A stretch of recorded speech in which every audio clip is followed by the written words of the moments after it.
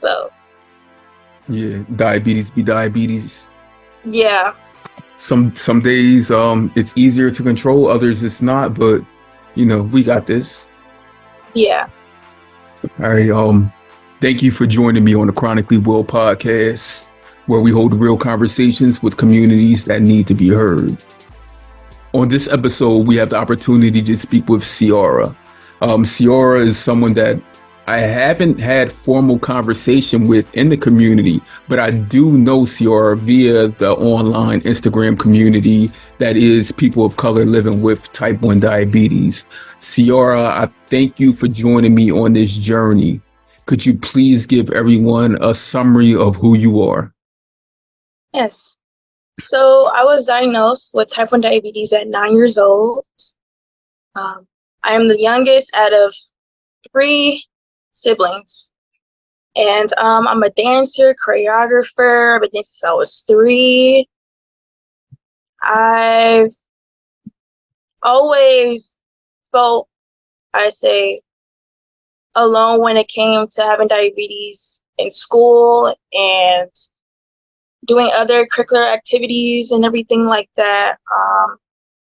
I'm multi-talented, so I can draw as well. I could do hair. I did the braids I did myself right here. And I love seeing other people that are like me who have type 1 diabetes as well. It makes me feel like I'm not alone.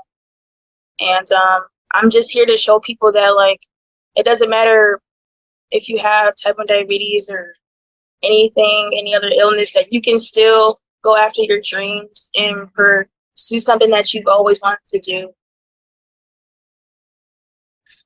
Ciara, you just spoke a lot of strength into young people, old people alike, because you are young. What are you, 21? Yes.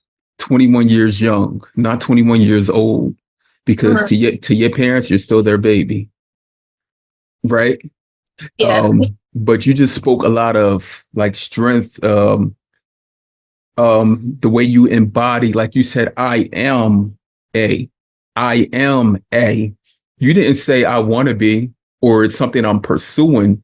You know that you're a dancer, right? You know that you can do hair. You know that you can draw, do art, all of those things.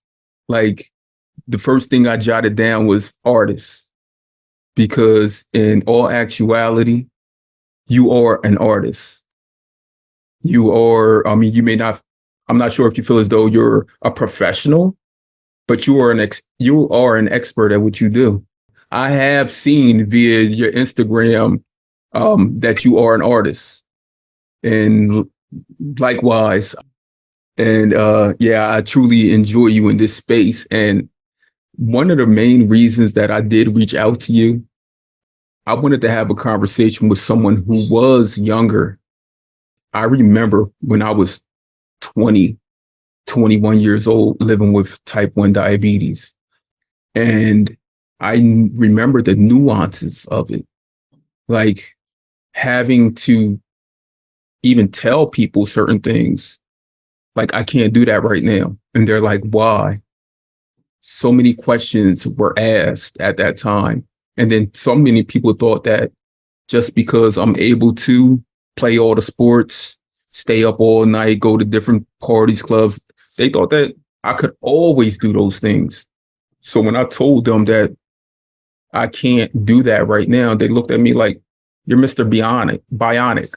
Like, how that's why I wanted to have a conversation with you at this age right now today, to see if like if you're dealing with any of those, how people feel as though you are this bionic person because you are able or capable of doing all these things. Mm-hmm. Yeah, there are times where, like, I would have to, like, leave rehearsal because, like, I'm not feeling good. My blood sugar is high, like, the whole day. I'm like, I don't know what's going on. But it's also affecting how I'm dancing and how my mental state is. So I'm like, I have to go. Like, I have to make sure this is in check. Or sometimes I can't even show up to, like, a certain event or something because of what's going on with that. Yeah, it's like some people may treat us as if like we're kind of like normal like everybody else. Like we can, we are able to, but we have to adjust our blood sugars, and if we don't, it can affect us in a way that we're not able to actually do what we want to do in that moment. Um, yeah. So I mean, our blood sugars affect everything. yeah. So, I know that being a being a dancer, that being one of your primary art forms, that there are the imbalances of that. Like, I know mentally you feel as though you got it all the time. Like, I can handle this. Like, and for you to say that sometimes it makes you stop doing certain things like practices, you may have to miss a show or performance. That tells me that, I mean, even that you have to be even better, greater than the norm. Mm. So right here today on this platform, I have to give you your flowers because as a person living with type 1 diabetes for the last 21 years, I know equally those nuances. I'm not a dancer. Um, I can dance, but that's not something I do. But just knowing your body is always in movement, always in motion. People who do not live with this condition, people who do not see it 24/7, they need to know these things because you shouldn't, Sierra, have to always give them the answer. You shouldn't always have to, like when your blood sugar is running low, are you able to like fully gift someone the conversation that may be needed so that you can be at your best? Yes, I feel like if I trust that person and they, I've been around them a lot of times, and I tell them I'm low, I'm like, I'm gonna eat something. Like, okay, do you have anything? Or they always ask, like, I have some snacks on me too, which is really a good thing. But then it's when the people that don't know and they're like, oh, you're low? What does that mean? Like, you still have to do this, X, Y, and Z. And I'm like, what? So, yeah, when I am low, I just pull out my snacks. Like, I check my blood sugar. I do the whole thing, wait within 15 minutes, and sometimes I'll even wait a whole hour.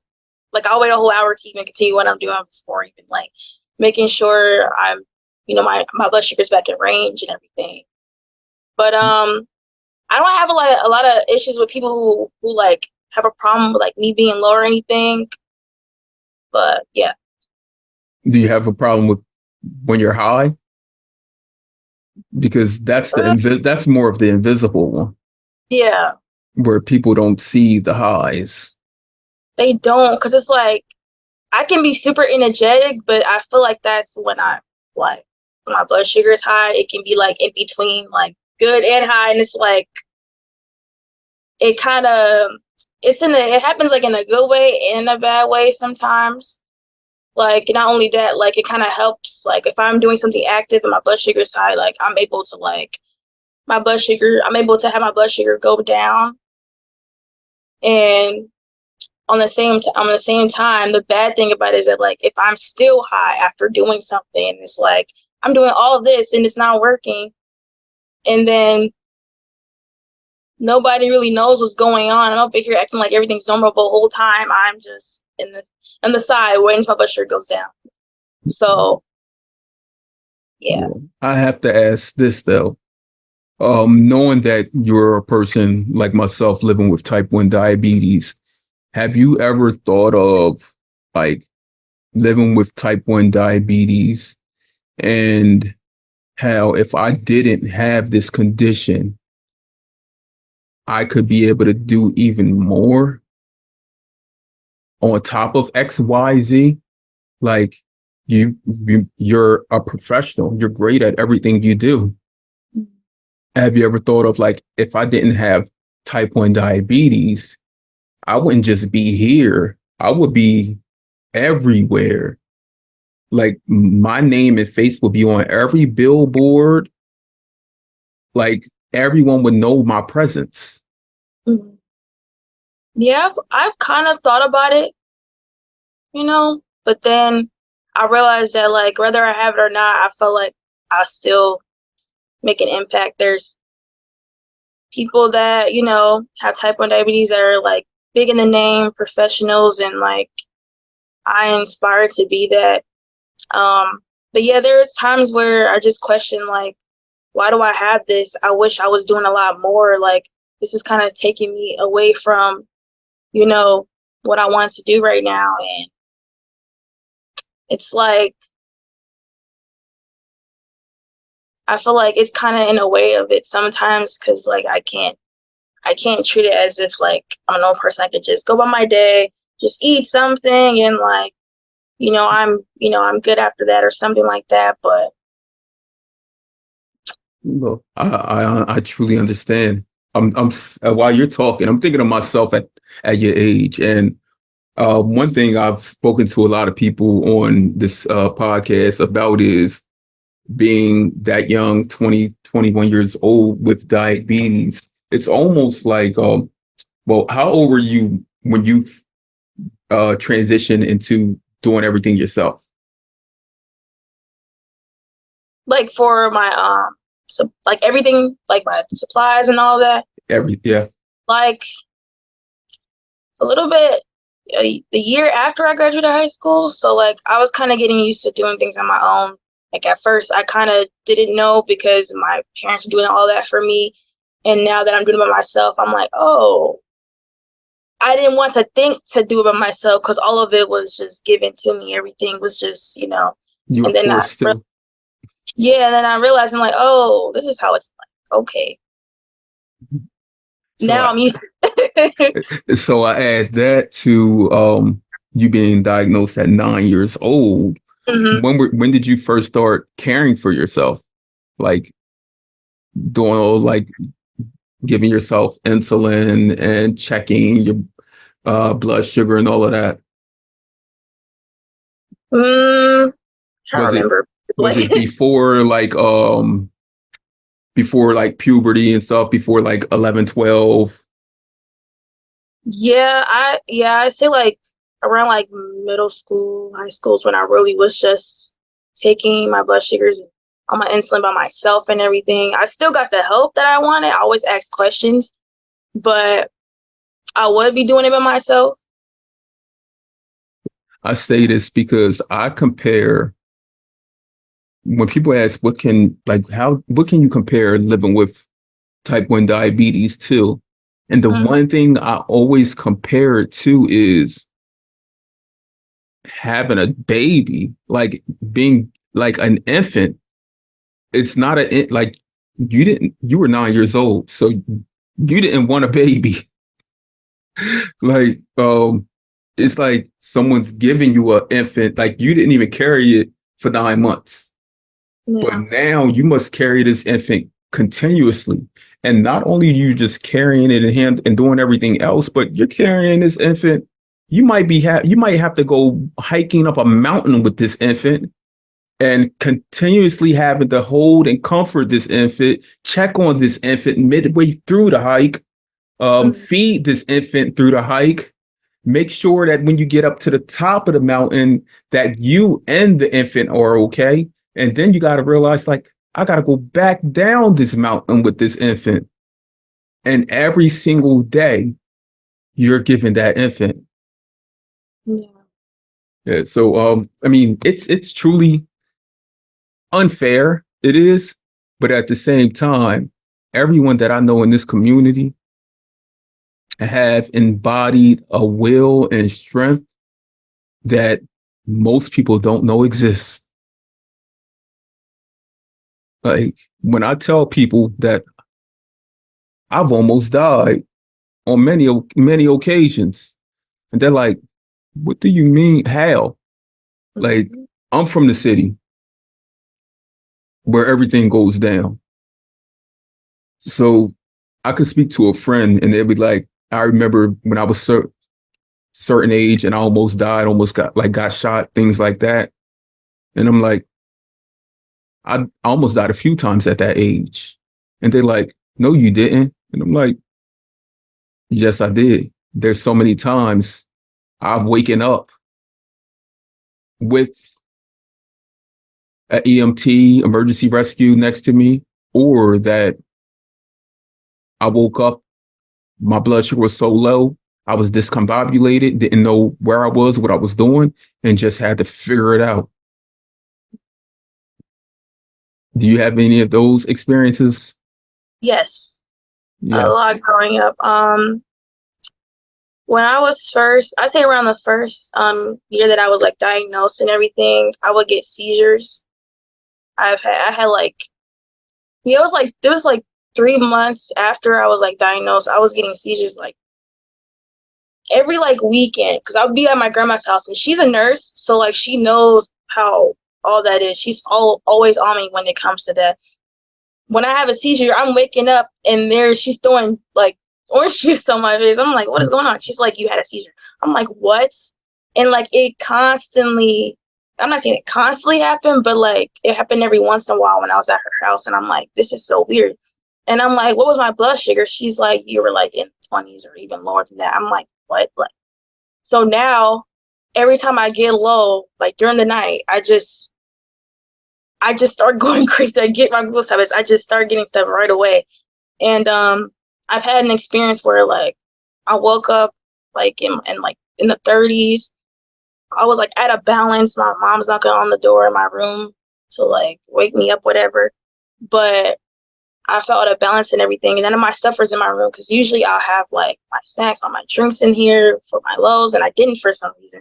So I was walking, I was like limping everything, trying to walk to the kitchen to go get my things. And after I had, I was fine. But then I was just like, dang, like imagine if I stayed asleep and didn't wake up, from it. I felt like I probably would have had another seizure. Like every time I get low, I would fear that I'm gonna have a seizure again from when I was little and getting super low from those. So I try to be like real cautious now. And every time I get low, I'm like, especially with like dance, and I'm dancing a lot, and I get really low, and once that happens, my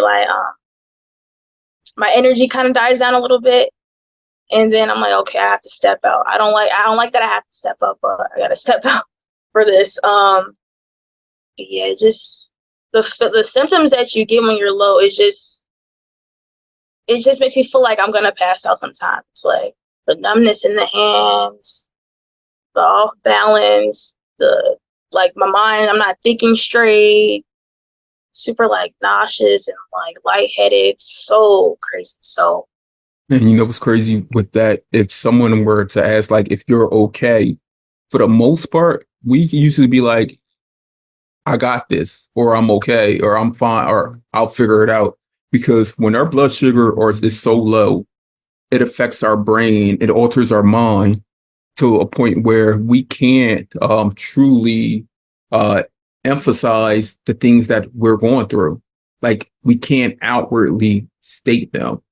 mm, Like I was speaking with someone more recently because I'm working on a template to some cards to where if our blood, like we can help keep on us.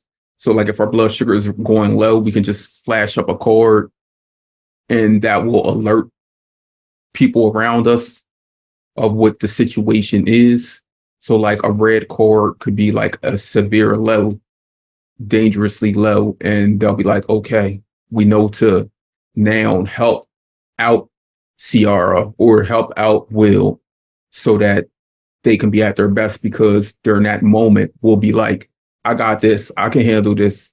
mm, Because for so many years, like I said, we've been holding that infant, we've been carrying that baby. Now we're attached to it.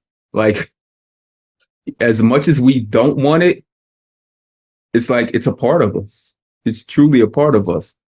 And you mentioned going to your grandmom's house when you were young and having those seizures. And it makes me think that maybe at those young ages, you were still going through a honeymoon phase. because everyone that has been diagnosed, when they leave the hospital, they're given certain ratios. Those ratios always tend to change, especially during the first year or so, Mhm. uh, first 1 or 2 years, because when we are diagnosed, a lot of people are still producing a little insulin. It will eventually run its course, like run dry. But we are producing some, and it doesn't always show the same. It happens sporadically. Like you said, like you can be at your grandmom's house sleeping. Next thing you know, you're having a seizure. Like it's that whole not being able to be aware of the situation of having a severe low. That's the true fear, because everything else in life that we do, we truly are in control of, except for these severe lows, even the highs. As Yeah. much as we dread them equally, it seems as though we can still get by. Yeah. Even though, as you said, those like those highs that are so high, like that they may take forever to come down. Those are the ones I call the. I was talking to someone today. They had posted in their story about having us. They had a severe high last night, and it feels as though they woke up and they got hit by a truck. And I said, was it a Royal SUV or was it a dump truck? Because some of them highs are like a dump truck. Like when they hit you, it's like it's almost over. Like, how can I get clean from this mess? And it may take upwards of a day or two to get back in normal range. All right. So yeah, I wanted to make sure that the young people, like reminiscing on when I was your age and the age you currently are. 'Cause, I mean, you're an adult now, literally 21. You made it. You made it. Like your diabetes may only be 12 years old, but you're 21. And when you think back 102 years ago, it wasn't an option. And that's a will and a superpower that helps us keep moving forward, because we know what it was before and we know what we have today. So we can live extended lives as long as anybody else. And for the most part, we're a lot more healthier. Yep. Yep. Exactly. Um, I did want to take a step back. What area are you from? You don't got to tell me the exact location, but like, are you from a big metropolitan area, like New York, um, Philadelphia, LA, like places like Well, I'm from Chicago, north side of Chicago? Chicago. You are I want to say fourth person I've recorded from that's from Chicago, That's great. and you probably don't know these Chicago people that are people of color that are in the community. Mm. I met one of them, and she has like the no sugarcoating. London. Yeah, that's the only one I do know that's from the same city. Okay. But yeah, I don't know about the others. You met have you met her in person? No. Okay. She's a great person, and she's doing a lot of advocacy work for people living with diabetes, and she's trying to like share information and resources, and she wants to be a pillar in the community. I was just having a conversation with her a few days ago about when I rise, she will rise also, because I always bring my people with me no matter what. But yeah, have you ever thought of doing any like diabetes advocacy work, or I've bringing definitely that thought about it. bringing that a Yeah. part of what you're doing in the art? I was thinking of probably having like a fundraiser, like a class that's like fundraisers for like, people that have type of diabetes, and and there was like type 1 diabetic like companies that I used to be a part of growing up. It used to be like a I used to go to like a type 1 diabetic like camp every summer, and they had like a dance instructor. I'm like, I could probably do that too, like in the camp, or I could be a part of, I could just make my own like type of like event for people that are like me. And it doesn't even have to include dance. It can be like with anything. Like, yeah, There are some, go ahead. but mostly I was thinking of probably having like a dance convention. And what I've always seen these dance conventions, they don't care about like the health aspect of it. Like they just go back to classes, back to back. And I'm like, we need breaks in between. Like we're gonna have to check our blood sugars before the class starts, do a little bit after, have a little bit break before that. Like we actually have to pay attention to what our numbers are before we do that. And I feel like type 1 diabetic dancers, we need a convention specifically for us. And it can, and people that don't have it either, they can join as well. I feel like it should be open to anybody, but specifically type 1 diabetics. Look, and I'm thinking maybe you should start like via online space, build a community for type 1 dancers. Because Yeah. if I tell you that I know thousands of them, you're like, what? I'm telling you. So not only do I build communities for people of color, I build all types of communities. I have so many different Instagram groups. Like, there was a young lady last summer who ran out of insulin and was looking for insulin. I'm in the Philadelphia area, but I asked her like, where you located, and she told me she was in Atlanta area. So I formed a whole group of people in Atlanta of like 50 people, and they were like, so many people were willing to offer her insulin. Like anytime I see things like that, because I'm a true empath at heart. Like I truly try to embody and feel what others are going through and not compare it to anything else. And like I've built, there was one young lady who's a pole dancer who's a type 1 diabetic. And she had posted something like, is there any more other pole dancers that are type 1 diabetics? You know, I found like 100. Wow. And then they built their own pages, and people who are into like hip hop dance that are type 1 diabetic, like I can name so many off the top of my head that actually are big. Like I'm not sure if you know Lydia. She's in the UK. She's big on TikTok also. I'm gonna look her up. Her name sounds familiar. There's actually two Lydias. Um so one's from the UK, and there's another Lydia that is from Algiers in Africa, but she lives in France, and she's a world-renowned hip hop choreographer. Trying to think who else do I know off the top of my head. Those two. I know a couple professional cheerleaders that are type 1 diabetics. Like there's a huge community, and I'll send them all to you so you can actually form your group. Yeah, definitely do that because there's only one dancer I know that has type 1 diabetes, and she's all the way in Las Vegas. Like she performs for artists out there. You know, Las Vegas is a big old city. They always have events going on. And I was like, well, seeing her kind of inspires me and what I want to do with dance. But it's like I need to find more people. Like I've been looking up. Like I randomly found her account. Like I know during like I know who you're talking about. I can't remember her name, but I know who you're talking about.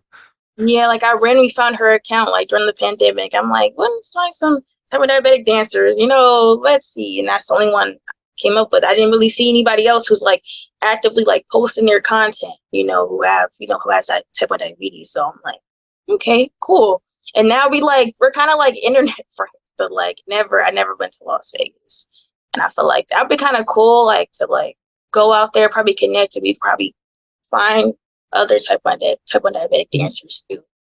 And the crazy thing is that that's probably seems weird. Like when you had like if you were to have that conversation with someone else, they're like, I'm going out to Vegas because this type 1 diabetic girl I met lives out there and she's a dancer. They're like, you going out to Vegas for type 1 diabetic dancer? Like, what? Like, it really, I mean, to other people, it might not make any sense, but to me, it makes hella sense. Like, for real. Like, when I think about it, because when I find out that there's like type 1s near me, like, I want to connect. Like, a few months ago, I'm at the drive-through at Dunkin' Donuts up the street from my house. And there's a young lady, she has a G7 on her arm and it's falling off.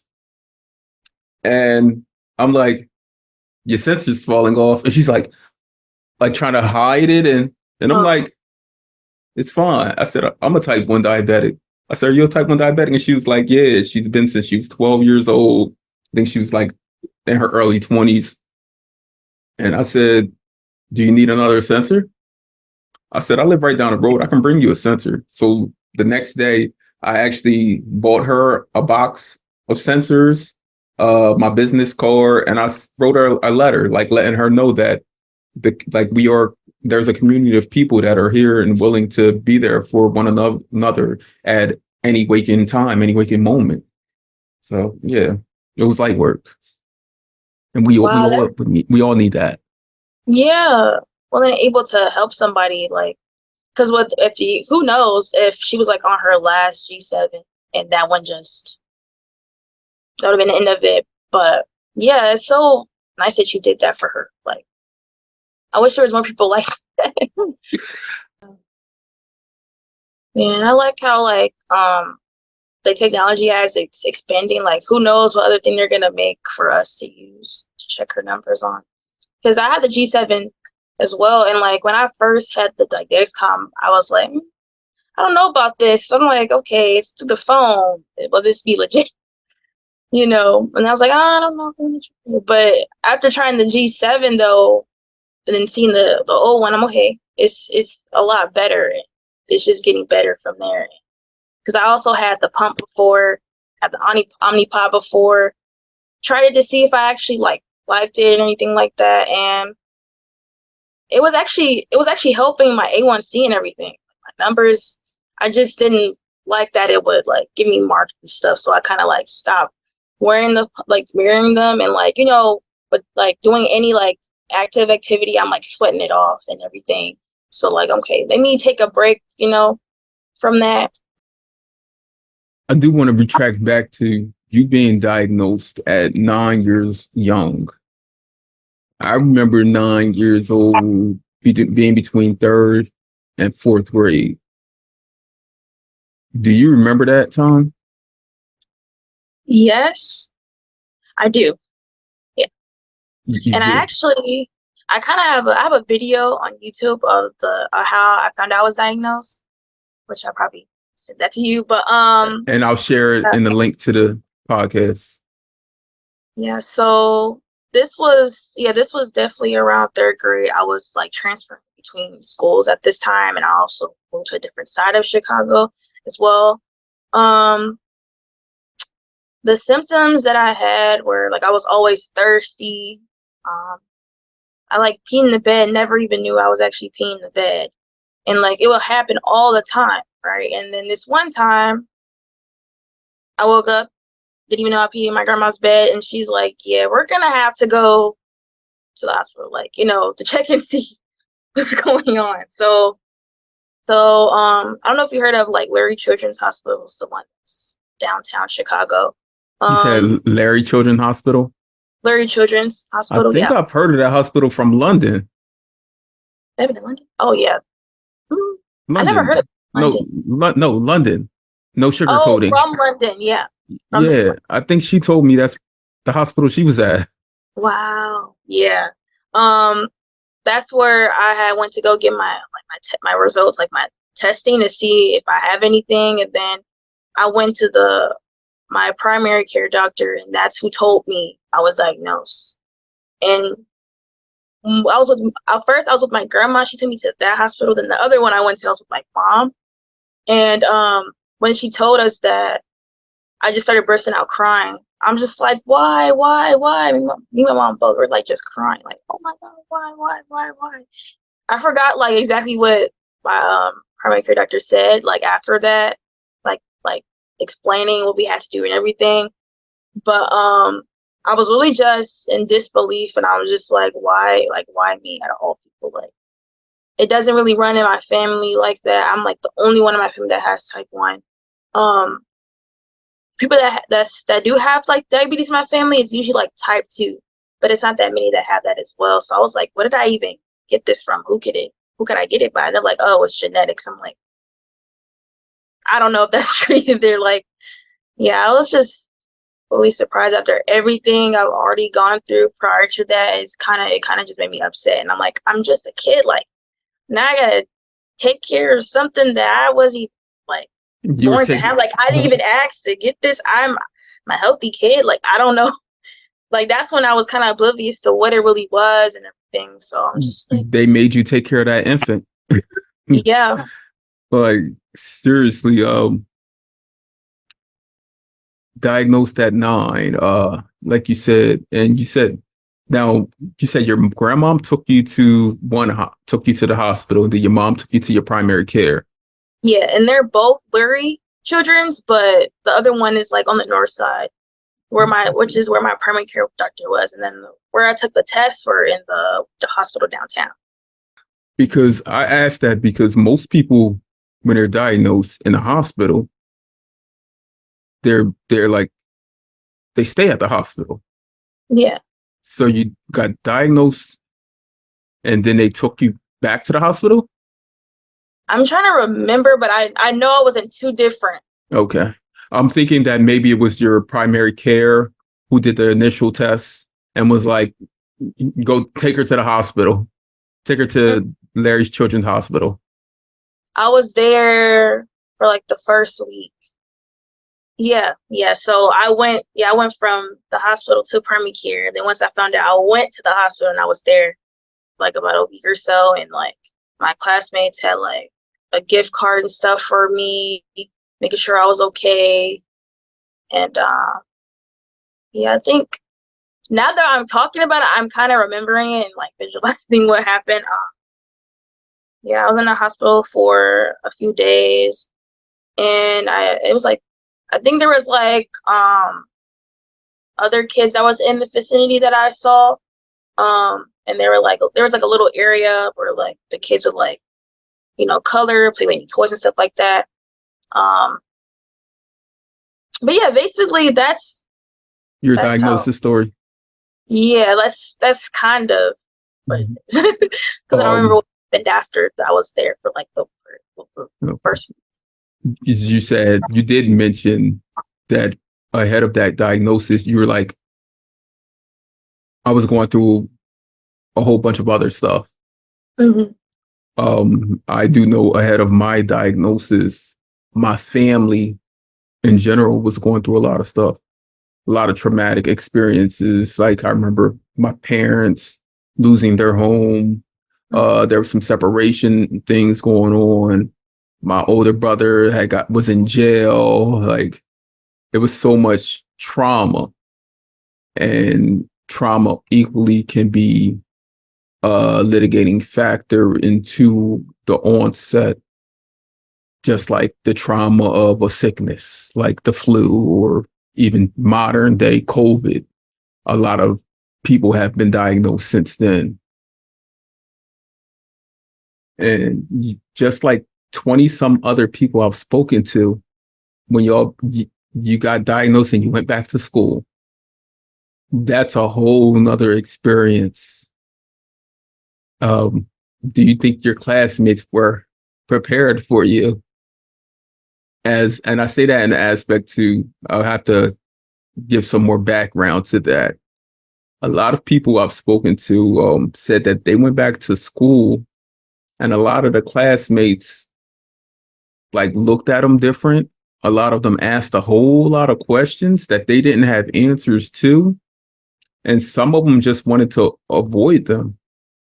Mm-hmm. And even some teachers were like, you can't do this now.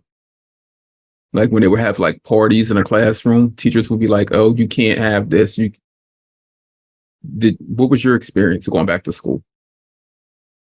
Well, I don't think I had like a bad experience. I kind of felt like they kind of treated me normal, which is like surprising to me. But then I also was around other type 1 diabetics, and I was like, oh, so this was already going on. Like, you know how like the nurse would come and they come and get the kids before lunch and everything. And I saw like 3 other kids, and I'm like, oh, okay, this is nice. But then I was kind of treated like normal. But then I was just like, nobody was really asking me like if I was okay, except for the friends that I made. They just, asked if I was okay and if how long was I out there for, things like that.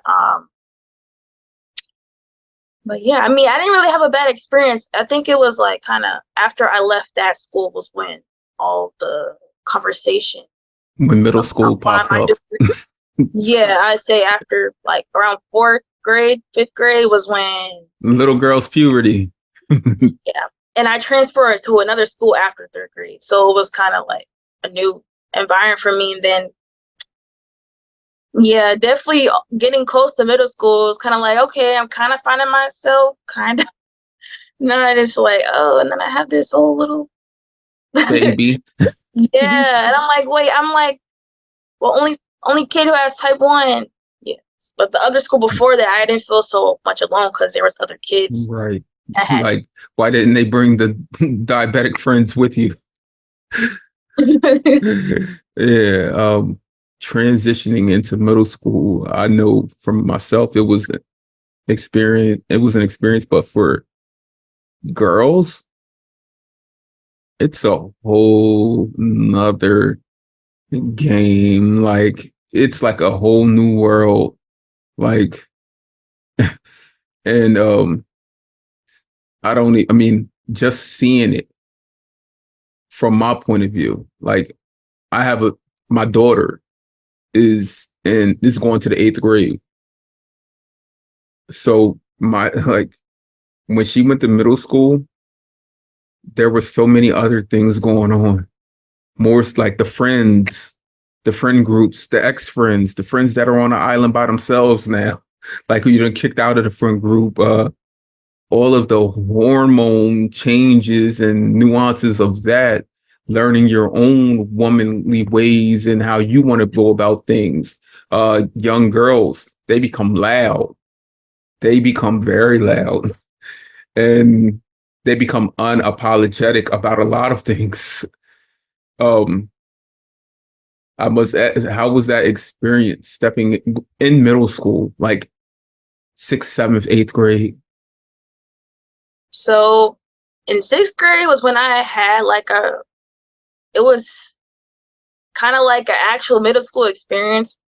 After like during 7th, 8th grade, it wasn't kind of the same because I went to like a Catholic school. But before then, I was kind of just like also within the same like type of friend group thing you were talking about. Like I went from one friend group to another, and they're like, "Oh, you have to choose between the two." I'm like, I like all of you guys, but why do I have to choose? Like, but I also felt a little left out sometimes because I was only type 1 diabetic, and some people will want my snacks too, and I'm like, this is for my low. I'm not sharing this. Like this will always happen too. Like I'm just like, why are you?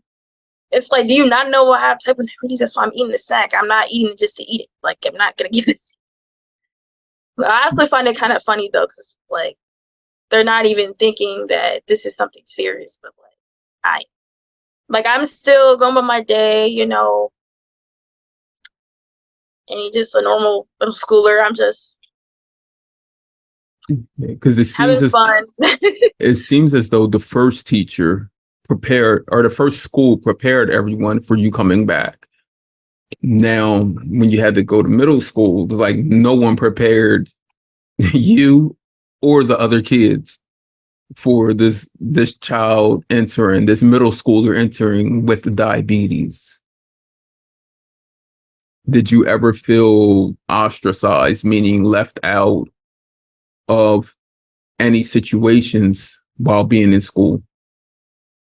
Like it could be like snacks, gym, anything. Mm, the good thing is that I didn't really like fully experience like what that was like. It just seemed like, I guess since I was the only kid, I was able to like have the attention on me when I was around the nurse, and whenever something was going on. When I was low, I'll always tell the teacher, and they'll always let me, go out to, do that. I just always had the extra time, um, especially around like 7th, 8th grade, and like this is a Catholic school, so like they care about their students. They want to make sure their students are on top of their, on top. I'm up here smiling and laughing. You know why? Because my daughter goes to a Catholic school, and I'm like, those girls are wild. Like and she goes to her school is all black and brown girls, Mhm. and it's a Catholic school, but it's it's wild. I mean, it's only like 40 something girls between 6th and 8th grade, but the the issues that they have are exasperated compared to when I was in middle school. I don't know if it's just because of today or if it's because of like it's only so many of them and they have to see each other and they have to like Yeah, face each other every day. yeah. 'Cause it's like in middle school, it's like I never had a problem when it came to my diabetes, but it was other things. And I was bullied in middle school, like from all the schools I've been to, but like it never had anything with my diabetes. And I thought it was gonna be from that, but it's other things. And having people to be in your clique or whatever, and like you're different and everything. Because I always wore glasses and things like that. I was never what I'm like now, but I was always the one that was kind of shy and timid. But when I was like around certain people, I'll be like outgoing and nice and everything. And then sometimes I wouldn't even tell people I had type 1 diabetes at the time. I just was just enjoying life. I wasn't trying to take it so seriously. But like when in school, I was like focused on my grades and getting my homework done. But then when friends come into play, it just made me feel like, yeah, maybe they do not care about me having type 1, and they really should, because who knows? Like, Right. That was like the right now. beginning. That was like the beginning of like Instagram and Yeah, things. Like if they were how they are today with everyone in their stories and DMing people and like it's crazy. Like when I have a chance to like look at the different stories and the messages and like I told my daughter like don't even respond to this. Like people that invited you into group chats so that they can tear you and your friend group apart and like it's wild today. yeah, yeah. I Yeah. had, yeah. I'd say I did have a situation like that. Like people were turning my words into what they think I said, and it just basically made people against me. And it's like I'm new here. I'm thinking it'll be the other way around. Like, but yeah, it's um No, yeah, like whenever I'd be in line in class, like whenever I'd be in the line to go in the room, everybody would be like stepped far away from me. So I'm like, I'm gonna just get at the end of the line, because this just feels like all of you guys don't like me, and that's kind of weird. Like even if you don't, like why even step like that far from me in the line? We're all in a line. We're just going to the same place. Like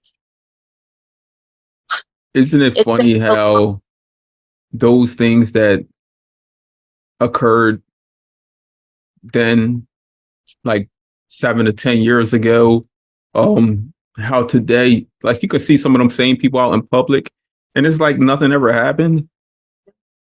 It's crazy. Like we remember, like you remember those things, but like the other people, like they treated like oh nothing happened. Yeah, and some of them said they forgot. I'm like, oh, you forgot? Yeah, imagine if you had type 1 diabetes.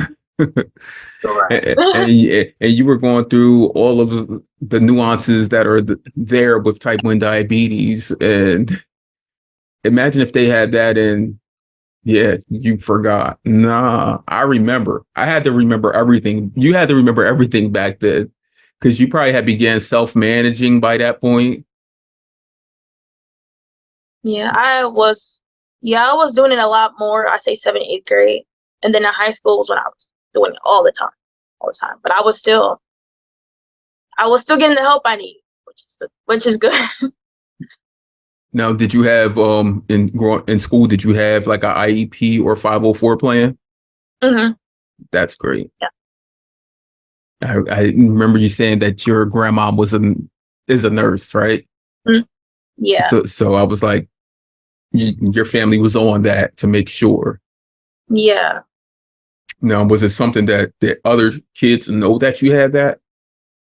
No, I don't think I ever told any other kids about that. I didn't really know like what it was. I just knew that I had extra care because of my diabetes. I never like asked specifically on what it does Mhm. when I'm in school. I mean, what it's for when I'm in school. Where usually the parents will have a meeting with the teaching staff, counselors before school starts, Yeah. and at the beginning of the school year to let them know like the different protocols and the different measures that need to be in place so that their child can equally be at the same level as other kids. Mhm. So for yourself living with type 1 diabetes, it might have just been like pay attention, keep an eye on her. If you see her start nodding off, if she starts talking a lot, like nonstop, it might mean that her blood sugar's dropping or rising, like just different things. Even like in gym and physical education, it Mhm. may have been like keep an eye on her. Or I don't know if did you have to check your blood sugar before you went to gym? No, unless it just depends if I'm like low or high. Other than that, I wasn't. Because if I had whenever I had gym, it was like mostly after lunch. So like I kind of already like knew what my blood sugar was before, but most of the time, no, I didn't check. Yeah. Do you think that because you said that you weren't wearing a sensor then, right? Mm-mm. Well, yeah, I didn't start wearing any like sensors until like high school. Okay. So in middle school, since you weren't wearing a sensor, do you think there may have been times when your blood sugar was low or high and you just like maneuvered through it? Yeah, not when I'm low though, but when I'm high, I would just like brush it off. I'm like, I'm doing all these physical activities. I'm gonna go down. I was like, I wasn't in my head about. I'm like, okay, I'm gonna burn. I'm just gonna drop. Like, I don't want to get low though, but I know it's gonna drop down. I'm drinking all this water, taking my insulin. I'm moving on, and then I see some good results from that though, because like I took myself like after like the after being high from like gym and my blood sugar's good. I'm like, okay, but make sure I eat something because I've gotten low from like after being good after a high. So yeah, Right. Physical activity does help out a lot. yeah, And especially if you started at a young age. Like today, I know you do all of these artistic avenues. Did back then were you in like dance clubs? Did you go to like dance and all of those things? yeah. So around yes, like around fifth, sixth grade, I was on a pom pom team, and I also was like playing like soccer as well. But I wasn't able to like finish out soccer because I was a part of like another program. But I was dancing on the team as well, along with pom poms, and it was it was pretty good.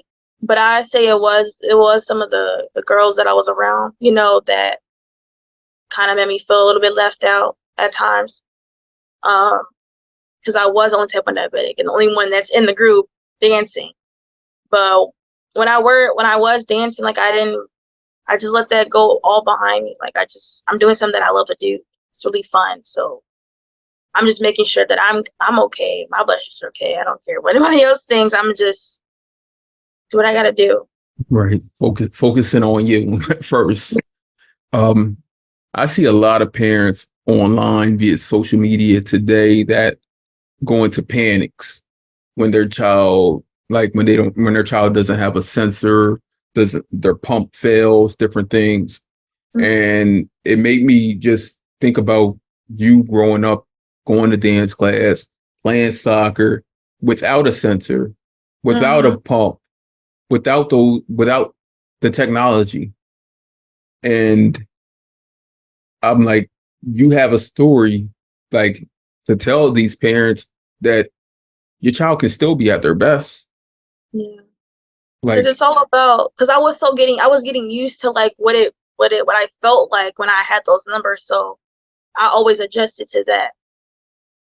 And like when I did started having like the pump, because the first thing I had that during like my sophomore year. I'm like, oh, this is what it's like to know when your blood sugar's acting this way, and it's like insulin going through you every hour, and you're like, what? And so yeah, that was a different like kind of experience from compared to like me growing up just taking shots and that's it. Like so. yeah. So, because again, considering you were diagnosed at 9 years old, uh, as a child, when we endure traumatic experiences, um, a lot of times we look at our parents and adults and our lives because to see, and that's where a lot of our memory dates back to. Like when we think of traumatic experiences, like I remember my great grandmom passed when I was 9 years old, and I remember my mom, like she was crying like a baby, and I remember consoling her, Mhm. being that you were the one that was diagnosed. And I know to even today, if you were to speak to your mom about it, your grandmom, all of the adults that were in your life at that time, it had to have been a traumatic experience for them. Have you today, as you are an adult, even though you're still their baby, have you been able to have any conversations with them about it?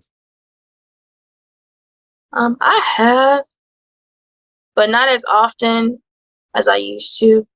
Um, every time I'm like, every time something goes wrong, they kind of just make me aware. But like, it comes to a point where it's like, okay, you're too much. Like I understand I have to do this and that, but like I'm still trying to do my best. Like I'm not perfect. I know my blood sugar is gonna do all these crazy things, but don't make me feel bad about it.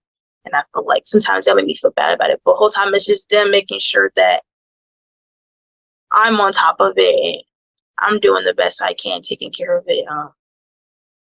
But when I'm like talking to them about like the experience and everything, I've always told them like why me, like what I always find different ways to talk about it. Like it doesn't even have to be say specifically like how I got it or like what what caused it and everything. I'm just like, oh, like my blood sugar's high, I'm gonna do this. And they're like, oh yeah, you should do this, X, Y, and Z. I'm like, okay, I know. You're not the one living with it. Yeah, it's they're always trying to help me because like I've made some mistakes with it, but I feel like I don't think any type of diabetic is like perfect. Like I don't think any of us always have perfect numbers. Oh, And we are, I'm we are, trying. we are perfect though. We are. We're perfect compared to the non-diabetics. You know why we're perfect? Because we're able to do these things.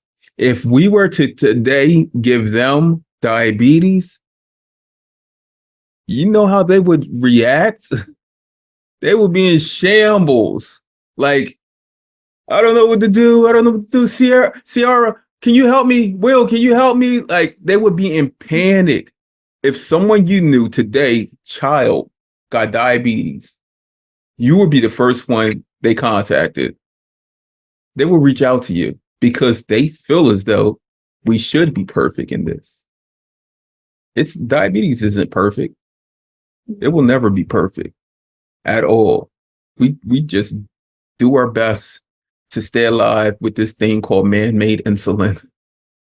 Like we don't even control that at all. And once it's put in our body, we just got to react and respond to it. Yeah. So, and that goes to everyone out there who ever approaches my friend Ciara and asks her why. There's no answer to the why of diabetes because it is diabetes. Mhm. It's not something she gave herself. It's not something that she wants anyone else to have. It's not No. something she's mastered just because she's been living 12 years with it. She was diagnosed when she was 9 years old. So even if we break those 12 years down into quarters, That's 3/4. 12 of your 21 years of life, you've been living with type 1 diabetes. I mean, you've been living with it more than you didn't live with it now. But it still won't be mastered because every time we give ourselves man-made insulin, we have to pay attention to something. We have to focus on something. But at the same time, we got to pay attention and focus to everything else we do in life. Right. Give someone else a chronic health condition. Give someone else insulin. Give someone else a brand new baby at 9 years old. And at 21 years old, ask them, why isn't your child doing this? Why isn't your child doing that? Because she was a child when she was gifted this. Because even if she was 60 years old and she was gifted this, you couldn't ask why. Because you didn't give yourself this. It's not at all your fault. And I just need to reiterate that because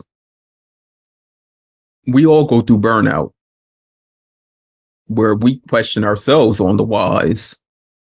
Why is this happening? Why is my blood sugar staying high? I can't get it down.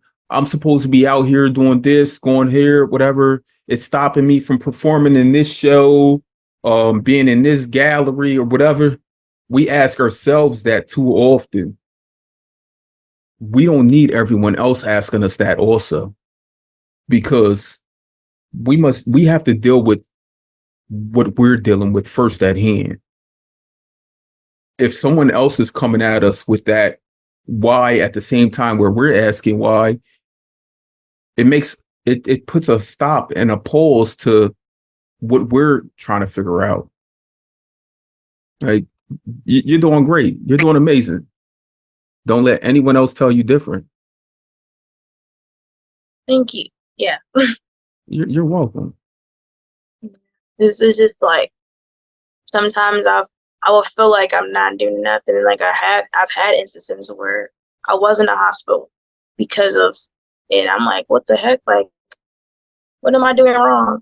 And like it just seemed like I was always making a mistake, and like I'm not doing what I'm supposed to be doing. But I'm like, I'm doing the best I can. I'm trying to fix it whenever I do,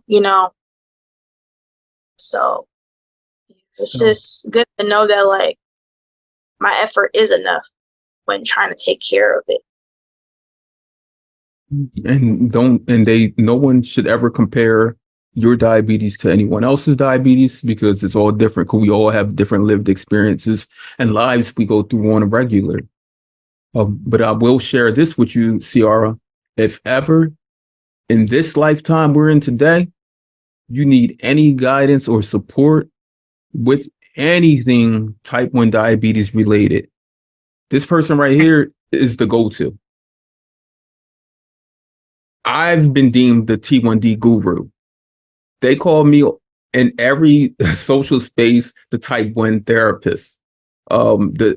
I am huge into everything related to diabetes, science, the research, the studies, the education. I can help a person whose A1C is 17.5 get to below 6 and have a healthy infant. I've done that on many occasions. I've helped older women who were in their 60s who were diagnosed when they were 8 years old, who've had all of the complications that you can think of today be at their best with limited complications, because I truly embody and just want to help out our community. I do whatever, I'm telling you, I do whatever I can to lessen the burden. And that's a big reason why I formed even this podcast.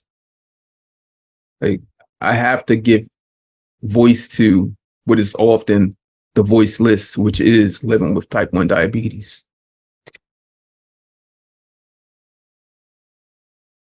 So I must add, is there anything we have not covered that you want to cover? Um, I think we discussed the things that I've actually been wanting to talk about. So yeah, I think that's everything. Um, yeah. So I must ask you this, and I ask everyone this as we come to the end of this conversation. On the day, Ciara, because it will be here. On the day, a cure is here, and that cure will be readily available to everyone. I'm going to speak that into existence. It's not just going to be you having a cure. You can send me a DM and I'll let you know I have that cure. You can look up and look out in the diabetes online space, and everyone will be waking up talking about, yo, I don't have diabetes no more. It's finally here. On that day, a cure is here and you're cured. Ciara, what do you do?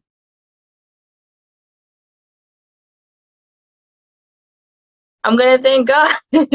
It's not only I'm gonna appreciate the experience that I've had, you know, while having it, I'm gonna appreciate it a lot when I don't have it.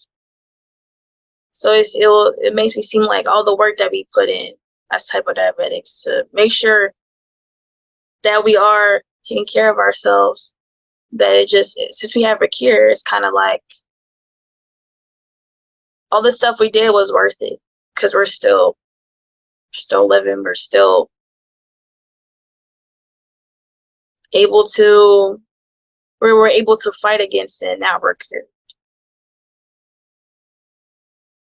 Ciara, every conversation I have, I try to figure out what the title was going to be. And I think I just got yours. I must say, you're young. You may feel as though you're getting old, but you're young. And you've just helped out our community in so many ways by just gracing us with your presence and being able to just speak about your lived experience with diabetes. And you